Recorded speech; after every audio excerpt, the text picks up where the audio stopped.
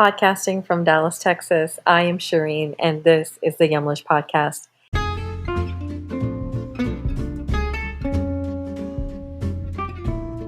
Yumlish empowers people with chronic conditions like type 2 diabetes and heart disease to take charge of their health through diet. And this podcast is created to amplify the voices of patients, health professionals, employers, and community members who are working to reduce the risk of these chronic diseases and put your health first.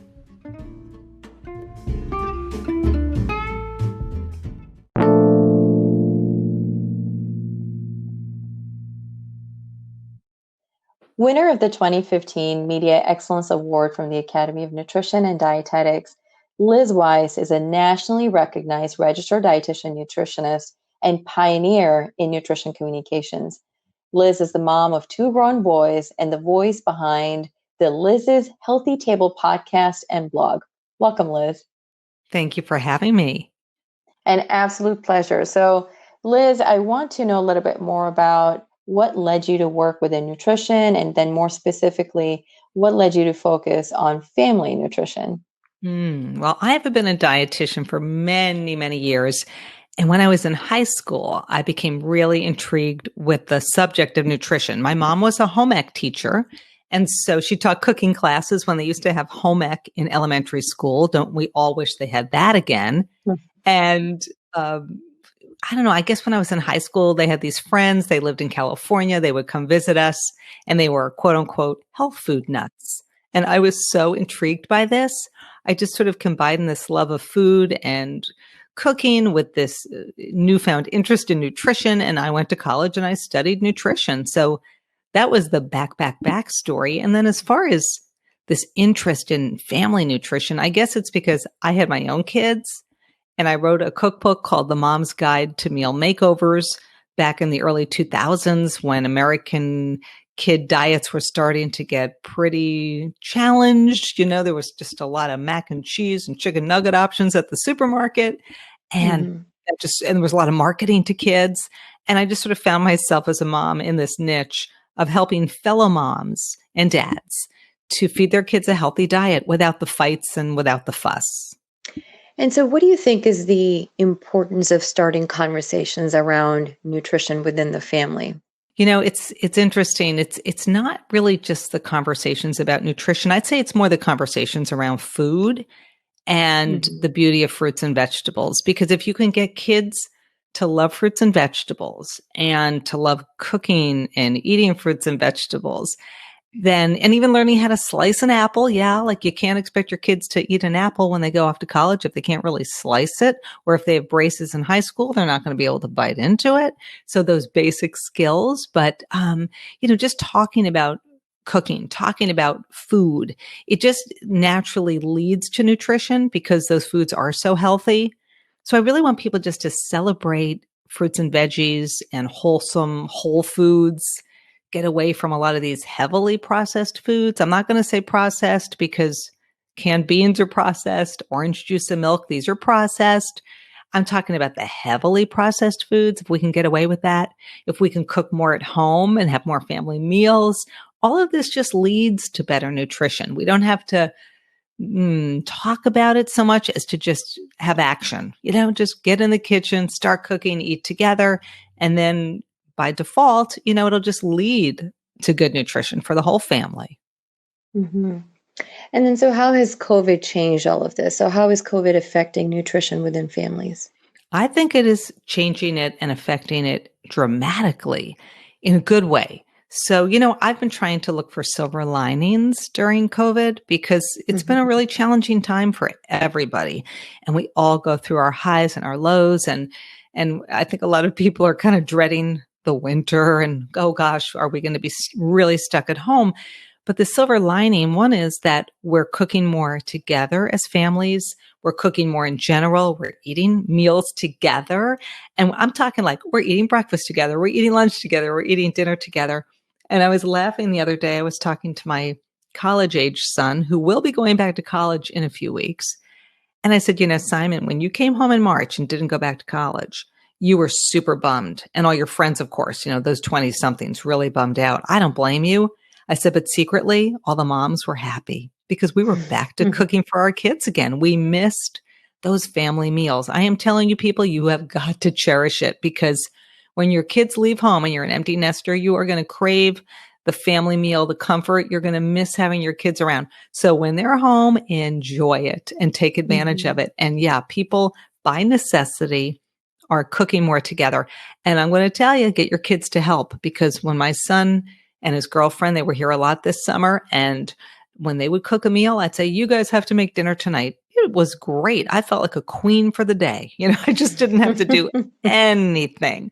So enlist your kids. I don't care how old they are. Get them cooking, empower them. And then you deserve to be pampered. It's a lot, to grocery shop and do all that for food prep. And it's like every day, day after day, big time. But the silver lining, we're all together. We're supporting each other, and we're going to eat healthier because we're cooking more at home. So by default, you will eat healthier than if you're going out to eat all the time. And so not only are families having to, they're eating more at home and more often, but they're likely eating together for the most part, just like in your family. So what do you think is the importance of family meals during this time? Right. Well, do we have 5 hours to discuss? I don't think so. No. There is so much great research about the benefit of family mealtime, right? And I'm going to just give you a few of those benefits. Well, let me just back up and say that the Food Marketing Institute, every year, they have this Family Meals Month every September. Makes sense, right? Kids are going back to school, and I'm putting that in quotes now. And they've sort of turned it into family meals, the family meals movement, because it's just really taken off.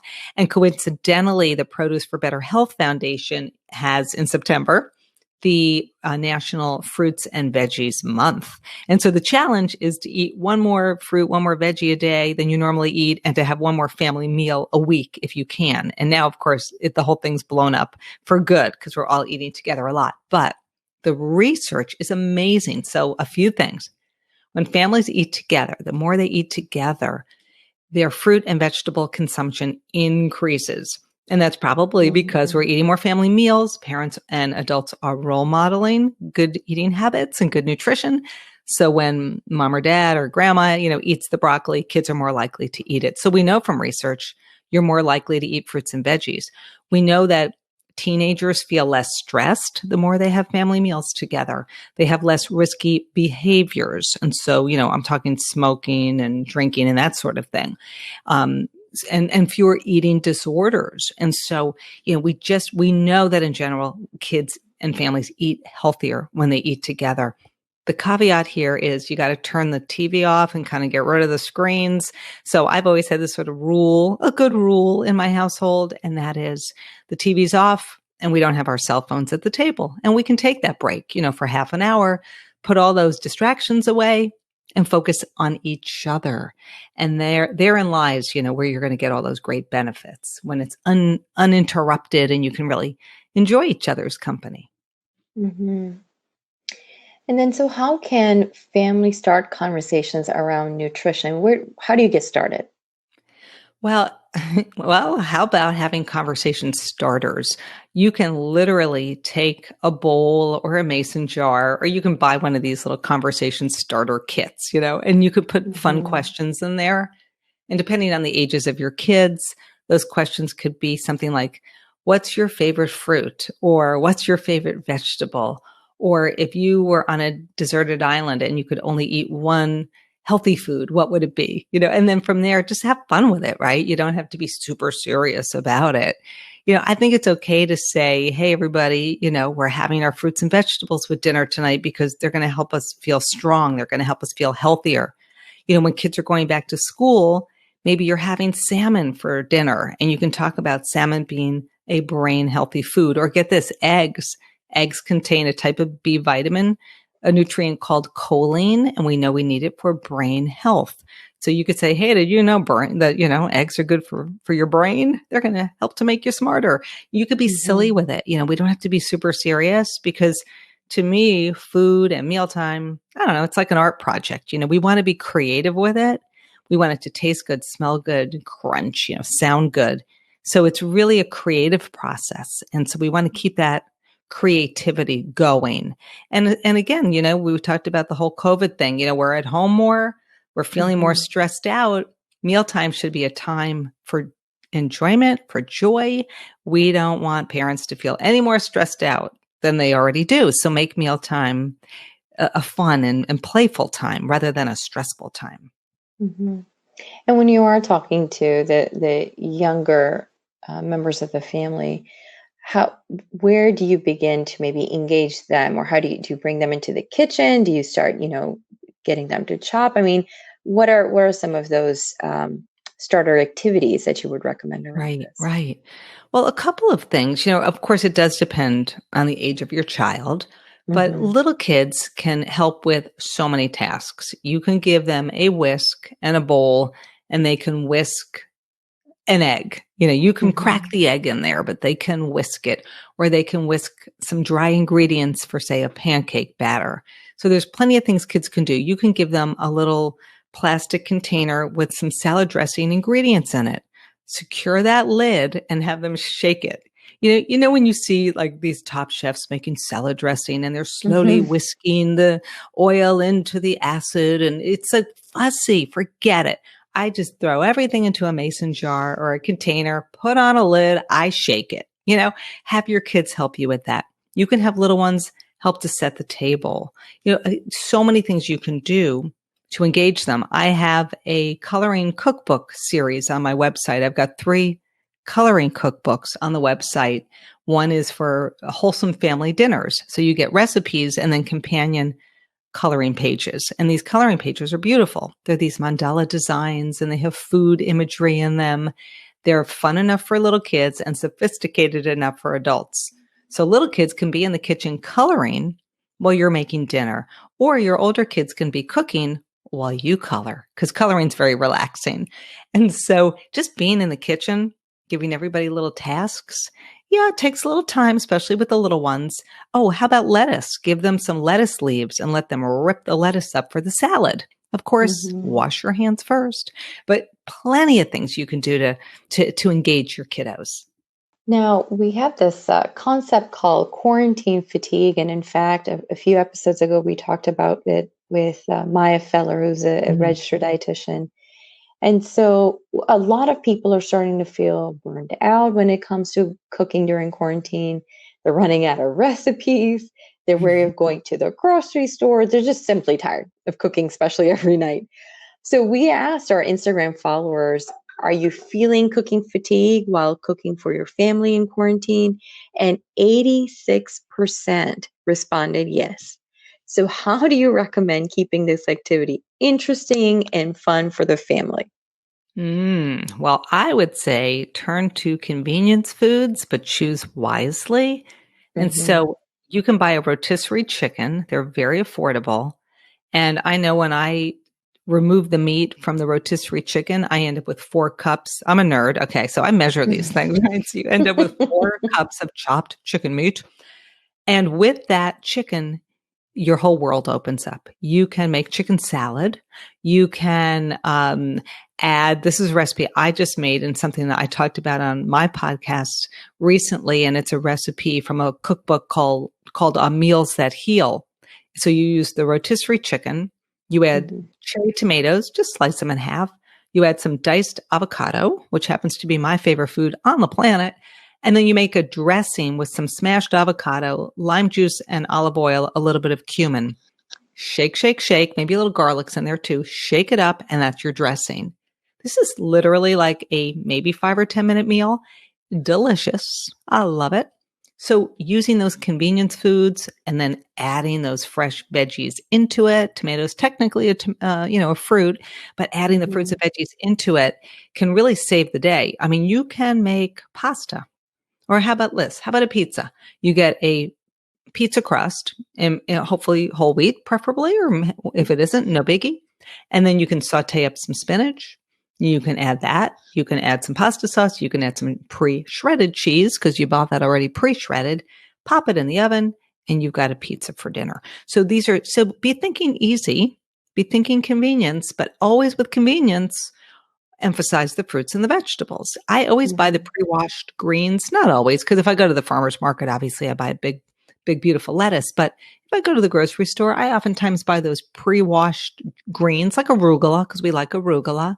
That's a big time saver. All those little time savers, it really adds up. And then you don't feel so fatigued. Some people do the meal kits, the blue Mhm. aprons of the world. And you can really, I mean, if you have kids who are a little finicky, boy, that opens up their world. Or if you have, teens and tweens, you can get them cooking because those are step-by-step instructions, a little pricey, and there's a lot of packaging. That would be my two sort of negatives on those.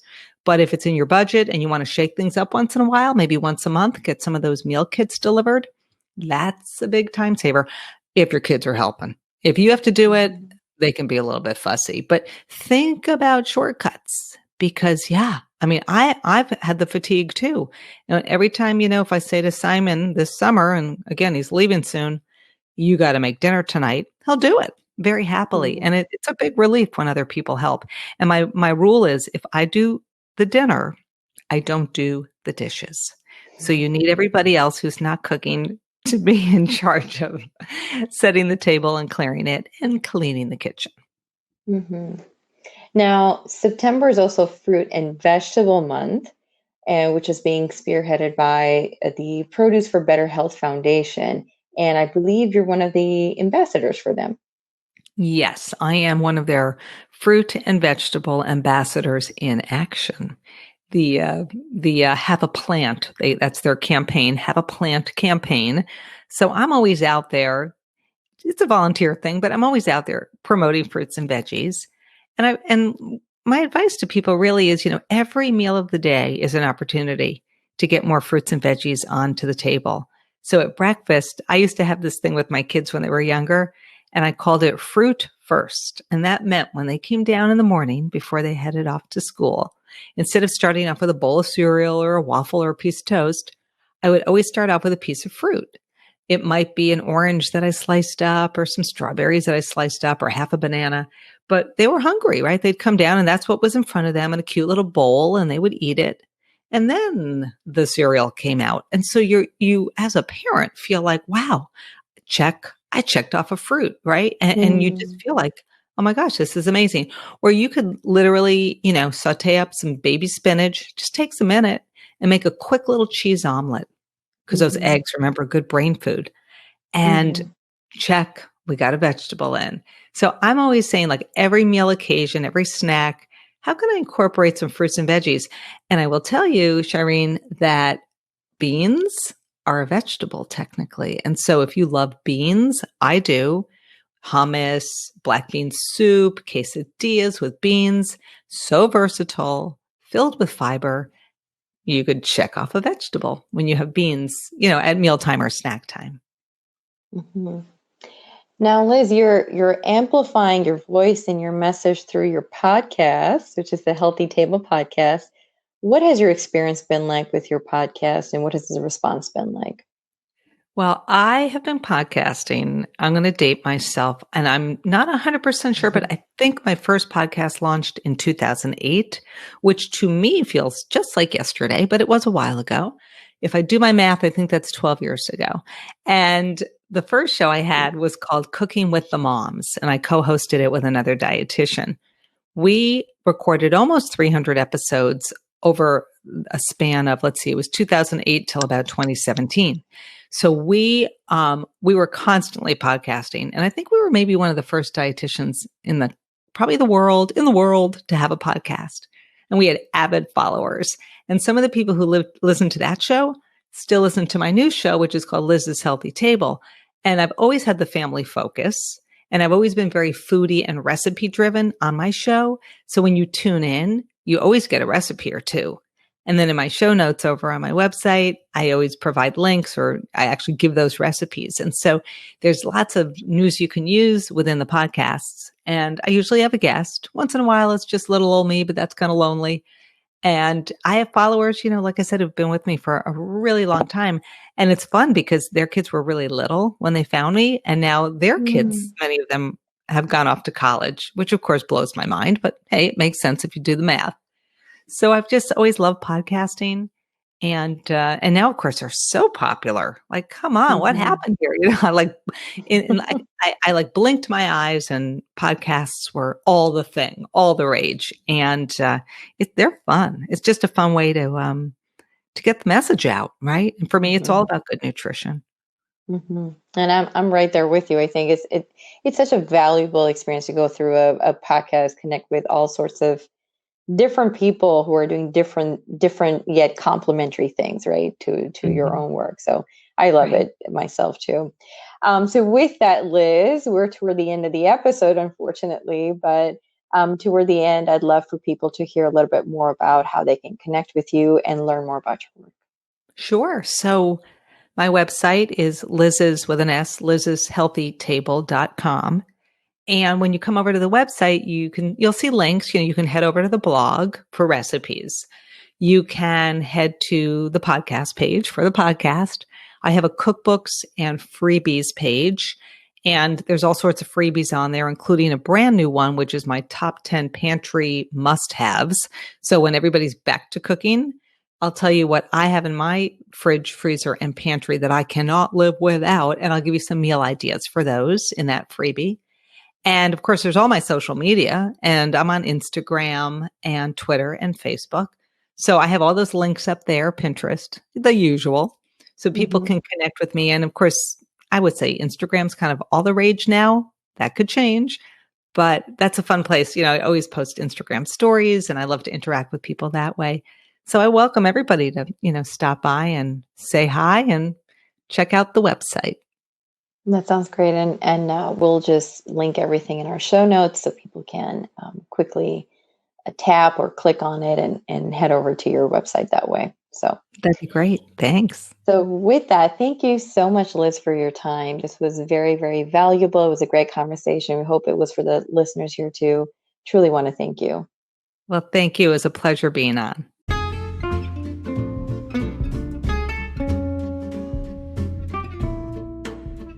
Thank you for listening to the Yumlish podcast with Shireen. If you like our show and want to learn more, you can find information at yumlish.com. You can also leave us a review here. We will see you at the next one. And remember, your health always comes first.